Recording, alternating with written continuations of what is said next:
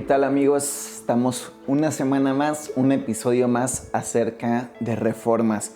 Es un tema que amamos porque nos pone en jaque nuestros propios pensamientos y eso es increíble. No es cómodo, pero es bueno para poder ir entendiendo el corazón de Dios. Ahora, en el episodio pasado hablamos acerca de un poquito más el hecho de la reforma y ahora queremos tocar el conflicto que hay después de la reforma, porque al abrir el cuestionamiento se vuelve complejo, porque ahora todo el mundo empieza a cuestionar, que no es malo, pero si hay intereses de por medio, esos cuestionamientos pueden llevar a grandes desvíos. Y es irónico porque el movimiento gestado por el Espíritu Santo para traer un cambio a la estructura de la iglesia termina generando genocidios y sectas. Y eso es, no sé, eso es interesante que lo platiquemos. ¿Verdad, Serge? Oh, yes. Pues podemos tocar un poquito primero yéndonos a Inglaterra. Okay. ¿Qué acontece allí? Algo muy curioso es de que obviamente Lutero está ya teniendo ciertas repercusiones y empieza a entrar a los oídos de mucha gente y llegan sus escritos a Inglaterra.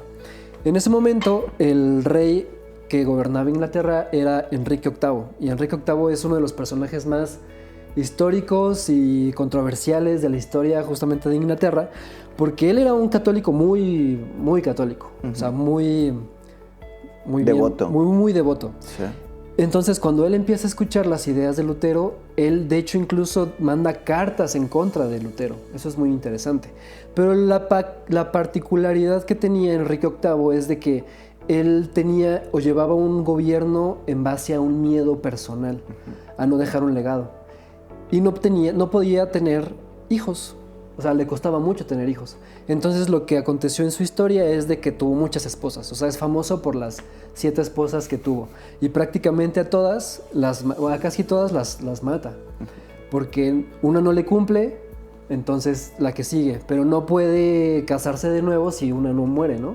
Entonces él, siendo como un devoto católico, sabe que tiene que enviudar para casarse otra vez. Entonces lo que hace, genera tramas allí a escondidas. Obviamente ya todos saben que fue él, pero para terminar que las terminaran matando.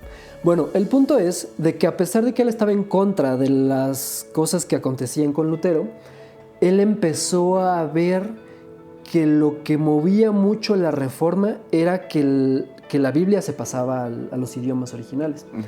Y entonces él a sus manos le llega un libro en su idioma, o sea, en inglés, y él empieza a tener ciertas ideas reformadoras o reformistas, que de hecho le llegan a raíz de su segunda esposa, que ella sí adopta la reforma y lo empieza a manipular, obviamente, para que acontezcan ciertas cosas. Y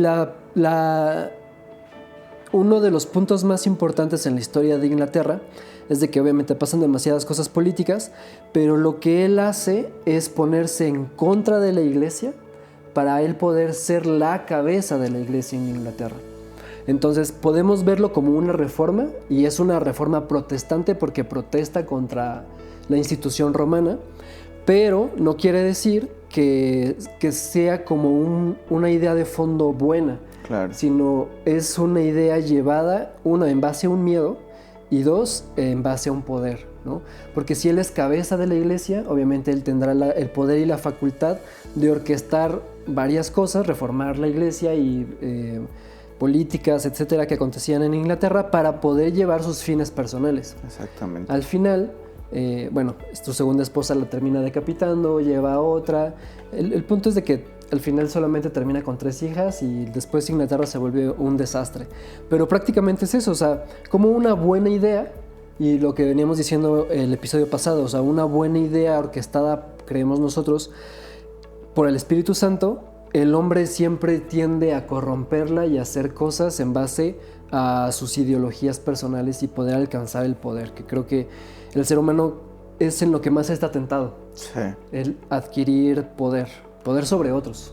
Y es sumamente interesante, ahí inicia la iglesia anglicana. Exacto. ¿Verdad? Y es sumamente interesante porque al final de cuentas, o sea, hoy en día Inglaterra sigue bajo ese gobierno de la iglesia. Ya siento que es más de papel, ¿no? Es papel. Pero volvemos al punto, y eso que dice Sergio, creo que es lo fundamental de este episodio. O sea, Dios mueve y hace cosas a favor de su iglesia, a favor de sus hijos, porque Él nos ama, pero nuestro orgullo, nuestra arrogancia, nuestra sed de poder corrompe el deseo de Dios y lleva a la opresión. Sí. Y eso para mí es una de las cosas más contradictorias de la iglesia, porque Jesús muere en la cruz del Calvario para traernos libertad. Él vino por el oprimido, por el quebrantado, por el que estaba encarcelado, por el que estaba bajo el oprobio, para romper las cadenas y darnos libertad. Pero como en medio de ese movimiento que genera libertad, el hombre ve una ventana de oportunidad para ejercer poder y dominio sobre los que ya están oprimidos. Sí. Y esa es, yo creo que una de las heridas más grandes que tenemos como iglesia, ¿no? Que el que nos vino a libertad nos dio autoridad para liberar, abrimos y rompemos los grilletes para poner grilletes nuevos, ahora tú hacia mí. No sé cómo poniéndolo en esa escena. Te abro la puerta de la cárcel, pero para que entres a la cárcel que yo domino. Sí. No para que verdaderamente seas libre. Y creo que ha sido una mancha que durante años hemos tenido en la iglesia. Ahorita profundizamos un poquito más allá, porque creo que al final de cuentas, el grave conflicto que se genera después de la Reforma es que viene una idea llamada como una libre interpretación de la palabra, ¿no? O sea, es esta idea donde ya no necesito al papa, ya no necesito al obispo, ya no necesito al sacerdote que me interprete la Biblia, que obviamente entendemos que lo interpretaban a su modo, pero no obstante a eso, había normas, reglas, estudios que permitían que el estudio de la Biblia tuviera hasta cierto punto una manera correcta de interpretar, una hermenéutica, ¿verdad?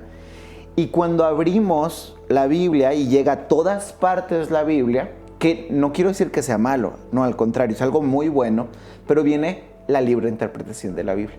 Y cuando alguien tiene una libre interpretación de la Biblia que no es cotejada con una autoridad mayor o que no tiene un sustento con otros estudios, entonces caemos en errores doctrinales, o llamado de otra manera herejías, ¿no? Es un arma de doble filo. Es un arma de doble filo. Porque si yo, una persona no estudiada, que soy de clase trabajadora, puedo tener la palabra de Dios y Dios me habla a través de su palabra, y creo que es el privilegio más grande que alguien puede tener, pero también una pequeña desviación en esa libre interpretación, al no ser cotejada, al no ser aplicada correctamente los principios hermenéuticos, me puede llevar a herejías enormes, ¿no? Que terminan haciendo genocidios, que terminan haciendo sectas, que terminan haciendo desviaciones. O sea, hace poquito estaba viendo un documental en Netflix, no lo he acabado, pero es justo eso, o sea, la idea utópica de querer hacer una comunidad perfecta y termina siendo una desviación moral, una desviación filosófica, una desviación incluso ya de temas de salud. ¿Por qué? Por la libre interpretación, ¿no? Entonces, no sé, ¿qué piensas de la libre interpretación? Porque es un arma de doble filo, es bien contrastante, es algo bueno. Sí. Creo que es el progreso de la Reforma, creo que es así como, lo logramos, perdón, levantar mis manos, lo logramos, ¿no? Tenemos la Biblia, lo tenemos en nuestro idioma, pero eso terminó en una desviación grave para la iglesia. Grave. No sé qué piensas de eso. Sí. Es muy interesante porque, como dices, es muy bueno porque todo el mundo está abierto a la verdad de la Biblia, pero sin una buena guianza te lleva a generar un desastre. Claro. Y de hecho la palabra que utilizaste me gustó mucho, o sea, es como el progreso de la Reforma, pero eso si nos vamos a generaciones muchísimo después, que tal vez va a sonar muy fuerte lo que puedo decir, pero es de que el progresismo hoy en día es hijo de la Reforma precisamente por la libre interpretación. Claro. Ahora, algo que decías mucho es de que la Iglesia Católica incluso hoy en día tiene una institución o un cuerpo que es el magisterio, que es el que rige las normas y reglas que te llevan a interpretar la Biblia, obviamente como un católico, ¿no? Es lo que te enseño. Claro. Tú no te puedes salir de ese margen porque si no dejarías de ser católico. Ahora, a lo largo del tiempo y después de muchos acontecimientos históricos que pasaron después de la Reforma, que se entendió después de un tiempo que fueron negativos, se empiezan a juntar las iglesias históricas, que son la luterana, la calvinista, la bautista y creo que otra, y generan como su propio magisterio, llamémoslo así, para verdaderamente tener las herramientas correctas para una interpretación correcta, que obviamente es diferente a la interpretación católica. Porque pues, si no estaríamos anexados allí de nuevo, pero te lleva a verdaderamente poder entender la Biblia con herramientas suficientes para que tú tengas la libre interpretación, pero obviamente regida bajo una serie de normas que se necesitan tener para que podamos entender la Biblia como fue diseñada, porque al fin y al cabo entendemos que está bajo diseño, ¿no? Claro. Porque fue inspirada por Dios, ¿no? Entonces, eso es lo que yo puedo expresar de la libre interpretación. Es un arma de doble filo y creo que hoy en día podemos llegar a pensar de que incluso dentro de la iglesia se está utilizando la libre interpretación de una manera incorrecta, que para las personas que tal vez les cuesta más trabajo entenderla o leerla, sí, porque no tienen las herramientas necesarias, si se dejan influenciar por personas incorrectas, pueden generar una revolución interesante dentro de la iglesia. 100%. Y para mí una de las cosas más contradictorias de esto es que la Reforma promovía que todos pudiéramos tener la Biblia en nuestro lenguaje. Pero irónicamente, entre más tenemos acceso a la Biblia, menos estudio hay de la Biblia. Sí. Eso es una contradicción, no sé, muy fuerte dentro del protestantismo. Porque desgraciadamente el movimiento que nos hace nacer, ¿no? Si lo ponemos en ese sentido, nacemos de un movimiento que literalmente lo que quería hacer es regresarnos al texto original, poner la base de la Biblia, la sola escritura como el hecho de autoridad máximo. Y esa misma idea nos llevó a no estudiar la Biblia. No sé, para mí no tiene sentido. Sí. ¿En qué momento se desvirtuó tanto el movimiento que lo que era el eje rector del mismo terminó con un resultado completamente contrario? O sea, hoy la Biblia es más un amuleto, es un libro más, está en cada casa, está en cada lugar, pero ya no tiene ya no está el fervor en la iglesia por el estudio de la Biblia. Estaba leyendo que se calcula que el 80% de los pastores que se catalogan como evangélicos protestantes, ¿no? En sus diferentes derivaciones, el 80% no ha tenido ni siquiera un estudio teológico básico. Wow. Y no estoy diciendo que para ser un buen pastor tienes que tener el seminario de tal, ¿verdad? Porque entiendo vocación, llamado, corazón y estudio. Tiene que haber esas cosas, ¿verdad? Pero está cañón entender que no, el 80% de los pastores que vienen de esta rama protestante, 80% no tienen ni siquiera un estudio básico teológico. Y eso es un grave conflicto porque entonces, ¿qué enseñamos? Exacto. Y volvemos al punto. Y creo que es importante que lo podamos ir desmenuzando. O sea, hemos sustituido la imagen papal por la imagen pastoral, pero no estamos generando verdaderamente cristianos, sino solamente un grupo de seguidores a las ideas o filosofías de un hombre, que es lo que platicábamos hace unos días, ¿verdad? Sí, eso está muy interesante porque justamente la Reforma está en contra de todo lo que es o fue la Iglesia Católica, en contra del papado justamente. De hecho, es curioso porque hay una palabra que se le atribuye mucho a un católico denigrantemente, que es como papista, ¿no? Eres papista. Pero si nos ponemos a pensar y ser un poco más objetivos en lo que es la iglesia evangélica hoy en día, o sea, el grosso de la iglesia evangélica, muchos tienen a su pastor de su iglesia o de las mega iglesias como esta figura de autoridad suprema que está más cerca de Dios y es el que me traduce lo que Dios me dice. Por lo tanto, es la misma figura papista, ¿no? Obviamente sí, claro, distinta. Pero creo que justamente tiene que ver con la libre interpretación. Si nosotros como cristianos no tenemos la responsabilidad primera personal de leer la Biblia e ir y acudir con personas correctas para que nos ayuden a cómo llevar un buen estudio. Podríamos tender a solamente dejarnos influenciar por lo que entra a nuestros oídos durante la semana o los domingos, pero sin ponerle un juicio alguno a lo que me está diciendo alguien desde la plataforma. Ahora, no quiere decir que todo pastor tenga esa intención, o sea, Claro. creo obviamente que no, pero creo que como individuos tenemos la responsabilidad de saber lo que me está diciendo para yo poder tener ese juicio y poder cuestionarlo para seguir creciendo en mi fe.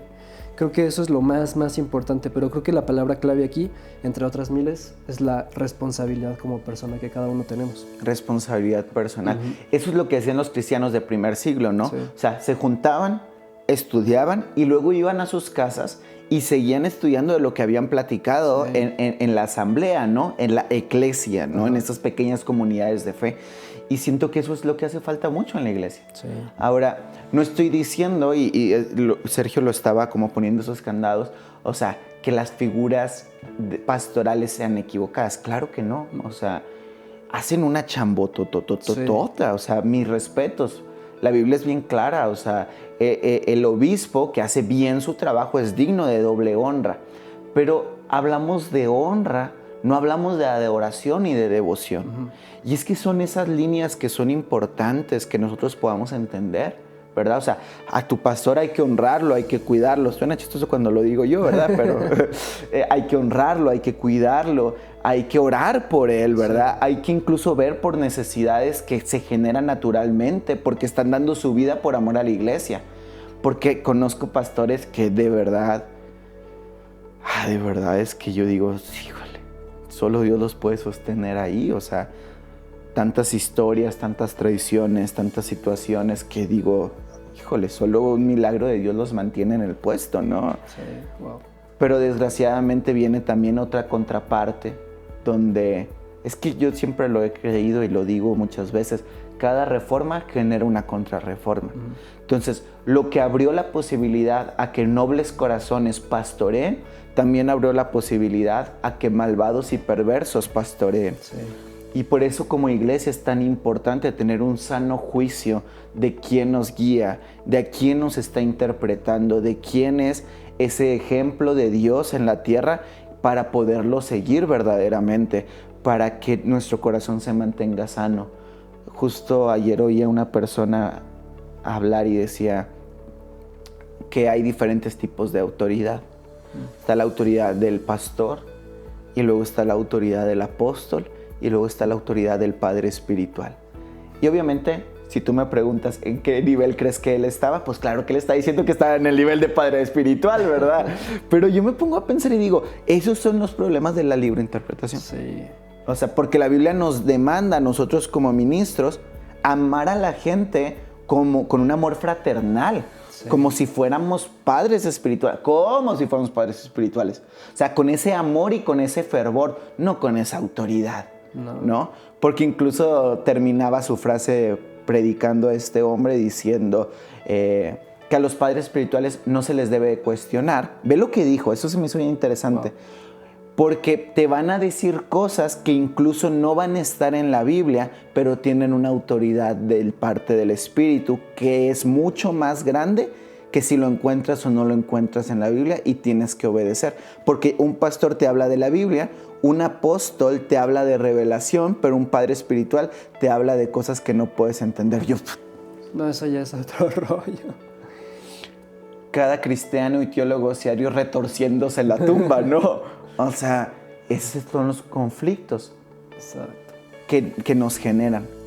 La libre interpretación sin responsabilidad ética, no voy a poner esa palabra sobre la mesa, una responsabilidad ética de interpretar la Biblia para alguien más, porque tiene que haber una ética ministerial en esto. Claro. ¿Verdad? Y aparte ahí es donde entra otra vez la responsabilidad, porque si yo tengo la responsabilidad de leerla y ponerme a estudiar, yo voy a entender que dentro de la Biblia me dice, no hay revelación extra de lo que fuera de este tomo de libros. O claro. sea, es como de si alguien viene como ángel de luz a decirte X o Y. Como los mormones, ¿no? Así nace literalmente, sí. No es bíblico, o sea, es antibíblico, o sea, podríamos decir que es satánico porque se opone ante la autoridad de la Biblia. Y aparte algo bien interesante es de que se malentiende, y creo que esto ya lo hemos platicado, pero se malentiende la palabra autoridad. Claro. ¿No? O sea, otra vez, autoridad es servir, es ponerse debajo, no ponerse sobre, ¿no? Si una persona dice, yo tengo la autoridad, quiere decir que está debajo de todos para hacer que todos los demás se levanten y crezcan dentro de la iglesia. Porque es un crecimiento personal y es un crecimiento espiritual y un crecimiento de fe. Claro. Entonces, la iglesia creo que tiene una gran responsabilidad de entender la responsabilidad que lleva a hacer que muchas personas tengan ese crecimiento en estos 3 puntos de su vida, ¿no? 100%. Eso me recuerda a una historia de cuando abrimos Javalia. Creo que en alguna ocasión te la conté, pero obviamente los que conocen un poco la historia de Javalia no ha sido tan sencillo, ¿verdad? O sea, pero hemos visto la mano de Dios y ha sido increíble. Pero nunca se me va a olvidar uno de los primeros domingos que ya éramos oficialmente Javalia después del año 0. Había tenido una semana bien pesada, estaba súper cansado, llegó obviamente temprano a la iglesia, abrimos y todo, y una persona me dice, ¿por qué llegas temprano?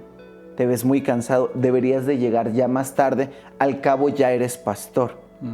Y me llamó mucho la atención ese al cabo ya eres pastor, ¿no?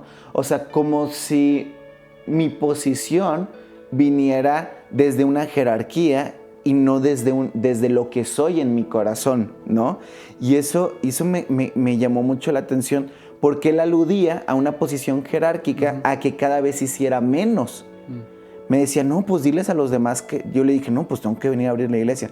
Pues que le abra a alguien más porque tú ya eres el pastor. Yo, ¿en qué momento se han infiltrado estas ideas dentro del cristianismo que el pastor ya no debería de servir a la iglesia? O sea, te lo digo como pastor. No porque yo sea pastor de una iglesia y guía a la iglesia, me excluye de la iglesia. Claro. Necesito a la iglesia, sigo siendo miembro de la iglesia. Sí. O sea... Necesitas recibir también. Necesito recibir. Alguien me decía una vez, es que me llama mucho la atención porque cuando a ti no te toca predicar, estás debajo escuchando a Eliud, ¿no? Y viceversa. Me decía, ¿por qué? Porque también soy miembro de una iglesia. ¿Cómo te puedo yo decir y modelarte la importancia de la comunidad si cuando no me toca predicar no voy a la iglesia? ¿Cómo le diría a alguien que no le toca servir un domingo que tiene que ir el domingo? ¿Me explico? Claro. Entonces, creo que son estas ideas que a veces se han infiltrado dentro de las jerarquías de la iglesia que nos están haciendo mucho daño. Y te lo digo, si hay algún líder o pastor que me está viendo, te lo digo con todo mi corazón. O sea, la posición no nos excluye de la responsabilidad del servicio. Al contrario, nos pone una doble carga. Por eso hay una doble honra sobre nosotros. Porque servimos más que cualquier otro dentro de la iglesia. Porque amamos más que cualquier otro a la iglesia. Porque nuestra devoción más grande es la misma devoción y la misma pasión de Jesús. La gente y su iglesia. Por eso es tan importante tener el corazón de Jesús por las personas y entender que nuestra autoridad viene desde el servicio, no desde la jerarquía. Sí. O sea, y eso creo que cambia por completo la atmósfera de cada iglesia. No importa si eres de una iglesia grande o una iglesia chica. Obviamente entiendo que hay estructuras, obviamente entiendo, no manches, nosotros lo vemos en nuestra iglesia, no somos una iglesia numéricamente enorme. Y aún así a veces, no manches, no podrías ver a todas las personas, aconsejar a todos, abrazar a todos, desayunar con todos. No se puede, hay que hacer una estructura para que haya cuidado pastoral en toda la comunidad, ¿verdad? Y eso también es humildad, entender que no puedes con todo. Pero tiene que nacer desde ahí, no desde la arrogancia de, no, a mí nadie me toque, sino desde, no, tengo que hacer una estructura porque no podemos atender a todos. Claro. Y eso también es sano, ¿verdad? Sí, porque al fin y al cabo son humanos, somos seres humanos. Claro. Sí. Algo que me gustaría nada más aterrizar en este punto para que se entienda lo que es autoridad, es de que Cristo es quien edifica la iglesia, ¿no? Y Cristo es la piedra angular sobre donde se edifica la iglesia. Entonces a mí me encanta verlo así, o sea, Cristo está en el cimiento, 100%. Porque sin Él todo lo demás se derrumba. Por eso la iglesia ha seguido existiendo a lo largo de 2000 años, porque es idea de Dios y Jesús es quien todavía sigue sosteniendo a la iglesia, ¿no? Entonces, bueno, si tenemos en cuenta que Cristo es la simiente de la iglesia y después vienen los apóstoles, los padres apostólicos, profetas, etcétera, ellos van sobreedificando la iglesia. Somos como Pedro en ese sentido, como pequeñas piedras que van sobreedificando la iglesia. Y pasan los años, y pasan los siglos, y pasan los milenios, y la iglesia está siendo sobreedificada todo el tiempo. Pero por lo tanto, si yo llego a incorporarme dentro de la iglesia en un periodo de tiempo, estoy aquí. Pero si alguien llega después, va a estar sobre mí. Así es. Por lo tanto, yo soy la autoridad que ayuda a seguir sosteniendo bajo, obviamente, sobre obviamente la cimentación que es Cristo, pero esa es la sobreedificación. Va a haber personas que van a ir llegando y se van poniendo sobre mí y yo estoy apoyando en ese muro gigante que es la iglesia, ¿no? 100%, es así. Y creo que es un principio básico de ser piedras vivas, sí, ¿no?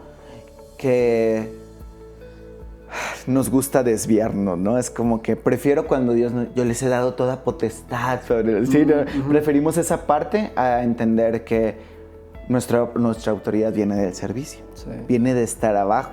Por eso cuando los discípulos peleaban de quién era el mayor, Jesús les dice, el que sirva. Porque el Hijo del Hombre no vino a servir, sino a ser servido. Y creo que es importante que como iglesia entendamos verdaderamente cuál es el movimiento de Dios y el deseo de Dios ante la iglesia contemporánea. Por eso hay que cuestionarnos si lo que hacemos viene del Espíritu o viene de un molde que se nos ha impuesto en Norteamérica, ¿no? Si lo vemos en ese sentido. Porque la iglesia de hoy en día, es que es como una pequeña introducción para el que sigue, sí, la iglesia de hoy en día vive más del molde de lo que en Estados Unidos nos dicen que es el evangelio, que de un fondo real de una espiritualidad sana, guiada por el Espíritu Santo, para entender en mi país, en mi ciudad, en mi cultura, qué es lo que el Espíritu quiere hacer, qué es lo que Dios quiere hablar. Y necesitamos cuestionarnos el por qué hacemos lo que hacemos, sí, en todo sentido, y no tener miedo a cambiar, ¿no? Justo este año nos pasó, ¿no? Nosotros teníamos conferencias. Cada año hacíamos nuestra conferencia. Y a principios de este año, la gran pregunta para nosotros fue, ¿por qué hacemos una conferencia? Y aunque para nosotros es una celebración de la fidelidad de Dios, entendimos que hablar de conferencia era el mismo molde que todo mundo está usando. Que no quiere decir que esté mal, no me malinterpretes, pero hay que hacer una reflexión profunda en la iglesia de por qué hacemos lo que hacemos. Y no es malo decir, no quiero hacer algo que es parte de un molde, que es parte de un sistema nada más, sino que tenemos que entender qué es lo que el Espíritu tiene que hacer. Sistemas bien guiados dan solidez a la iglesia. No, toda estructura, toda edificación necesita una estructura. No estoy atacando la estructura. Lo que sí ataco y lo que es importante es que a veces nuestro fondo, desde el cual parte la estructura, no tiene una correcta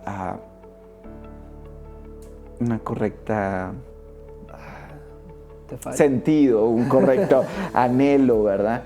Y esa es la parte importante. Sí. Y no sé, yo digo, wow, cómo el diablo no crea, pero cómo el diablo pervierte, ¿no? Sí. O sea, la reforma ha sido un milagro, pero desgraciadamente también, como lo hemos dicho, sectas, genocidios han venido por parte de reforma. O sea, justo lo platicábamos, iglesia luterana haciendo pactos con los nazis, ¿no? Es como, sí, ¿qué está pasando?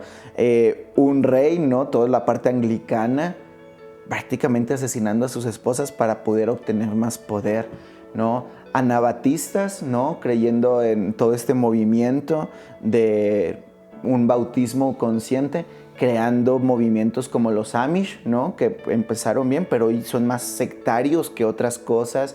Y calvinistas, ¿no? Bueno, que vienen de la parte de Zwinglio, calvinistas matando católicos. O sea, ¿en qué momento las ovejas nos volvimos lobos? Sí, wow. Es un tema importante. Sí, muy duro. Necesitamos entender el corazón del Espíritu, el corazón de la reforma. Y creo que con esto podemos cerrar. Sí, cerramos con eso. Último comentario, cerramos. Algo tal vez que me gustaría añadir es que mientras más nos podamos cuestionar las formas, Sí. Porque el fondo va a ser el mismo, o sea, el fondo tiene que ser Cristo, o sea, es el fundamento, ¿no? Y lo que con él lleva. Pero mientras más podamos cuestionarnos las formas de una manera sana, es como podemos verdaderamente poder aludir a uno de los principios básicos de la Reforma, que es la Reforma siempre reformanda. O sea, la Reforma siempre tiene que estar en constante... La Iglesia tiene que estar en constante reforma todo el tiempo. Pero para crecimiento espiritual y de fe de la comunidad, no para un crecimiento de unos pocos, sino que la comunidad se expande y que el Evangelio siga prosperando, ¿no? 100%. Creo que sería... Yo cerraría con eso. Pues bueno, oremos y dejemos que el Espíritu Santo siempre nos guíe en cada punto y en cada pensamiento. Cuestionemos, seamos una comunidad que cuestiona y que tengo la plena confianza que el que busca a Dios lo encuentre. Así que cerramos aquí. Gracias por oírnos. Nos vemos la próxima semana. Que Dios te bendiga.